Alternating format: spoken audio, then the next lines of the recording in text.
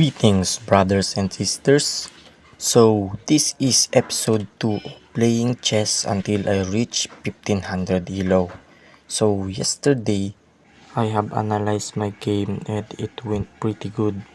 And that game pushed my rating from 400 elo to 600 elo. So, as of now, I am 600 elo. So, alright, let's now start analyzing my game. So, here, I am playing as black pieces. My opponent started it off with e4 and I replied with d6, the pair defense. After d6, my opponent played knight f3, developing his knight and controlling the center. After knight f3, here I played e5, attacking the center and opening up my white squared bishop. And after a few seconds passed by, my opponent developed his bishop, so bishop c4. He is also preparing his king to castle kingside. And here, I played knight f6, developing my knight and also controlling the center. Alright, after knight f3, my opponent played knight g5, threatening my weak f7 pawn. So after knight g5, I pushed my pawn to pawn d5, blocking his bishop. So here, my opponent takes back with his pawn on e4, which is the best move. And here, I don't realize it. And I played knight takes d5, which is a blunder. Because you can play queen f2, f3, threatening my king. But here, he misses it and takes my knight. So I takes back with the queen.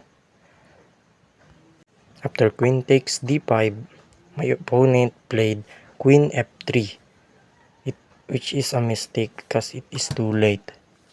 So here, I played bishop c5, blundering my queen. My queen is hanging here, so my opponent should see it. And he takes. Spoiler alert, I have won this game, which is an epic comeback. So anyway, here after he takes my queen, I just castles. My bishop is hanging there, which he also takes. The advantage he has is huge. So here I played h6, kicking his knight out. After h6, he played knight e4, putting his knight to safety. And here I played f5, kicking his knight again. After playing f5, he puts his knight to c3, putting his knight to safety. So here, I develop my knight, playing knight c6, also defending my pawn on c7, which has no defense. Here, he castles, putting his king to safety. And in this position, I played rook f6, defending my knight because sooner I will play b6, pianketoing my bishop. So here, he played b3, d3 I mean, opening up his dark square bishop. After d3, I proceeds to my plan, which is b6. My plan here is to pianketo my bishop and also kick his queen out.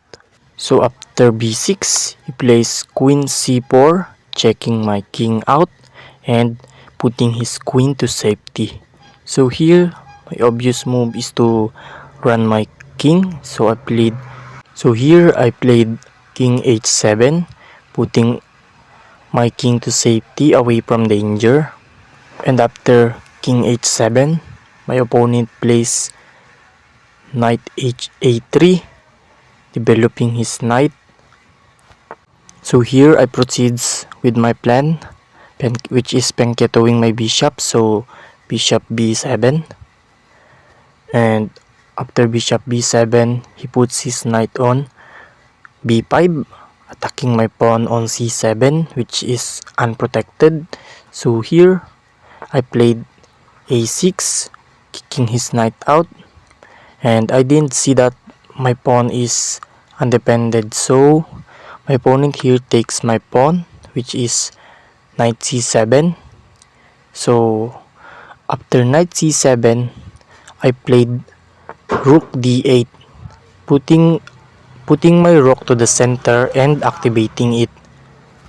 After rook d8, here my opponent plays knight d5, and he is actually attacking my rook from f6. So here I responded with rook g6, putting my rook to safety, but my pawn on b6 is hanging, so here my opponent takes it. So knight takes b6, and after knight takes b6, here I played knight d4, centralizing my knight and opening up my white squared bishop, targeting his g2 pawn. So after that, he plays queen a4, which is a blunder because I can take the g2 pawn with my rook, putting his king to check. So yeah, I played that. So rook takes g2 check, first move, king h1. So here I played bishop f3 because he can push his f3 pawn, blocking my bishop away. So here, after that, he plays h3, making an escape route. After h3, I played rook g6, attacking his knight and checking his king with my bishop, which is a discovered check. So after a first move, king h2, I checks him again, rook g2. So a first move again, king h1, and in this position I played rook d6, attacking his knight on b6 and putting my rook to the game. But here he blunders again, playing rook g1, because now I can play rook g6. After he takes, I can just take with the bishop, which is check, and after that he takes my rook, which it is inaccuracy. So here I takes with my bishop, which is bishop takes g2 check. So here he plays h2, moving away his king from the check. So after that, it is mate. What a beautiful game. It is an epic comeback. So hopefully you guys enjoyed this video. Thank you so much.